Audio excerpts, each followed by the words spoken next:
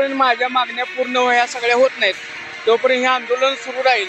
पण इथल्या काही भ्रष्ट अधिकाऱ्यांना पण ते कळलं पाहिजे की बाबा आंदोलन सुरू आहे तर आपण कुठेतरी आंदोलनाला न्याय देण्यासाठी म्हणजे आपण पण पारदर्शक काम केलं पाहिजे, ही त्यांची जबाबदारी आहे. म्हणजे अजून मी बसल्यानंतरही अजूनही काही या कार्यालयाच्या अधिकाऱ्यांना का त्या वायू पथकाला कोणताही मी बसलेला तर फरक पडलेला नाही.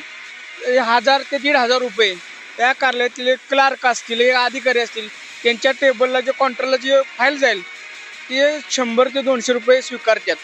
असा नागरिकांचा अनेक दिवस झाला आरोप आहे. तरी पण हे कार्यालय काही ह्याच्यात सुधारणा करताना दिसून येत नाही. परंतु मी 47 दिवस बसलो तरी इथले ARTO यांना जाग अजून देखील आलेली नाही.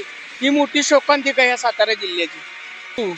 या कार्यालयातील काही भ्रष्ट अधिकारी लाच स्वरूपात वाहनधारकाकडून रक्कम घेत असल्यामुळे एकही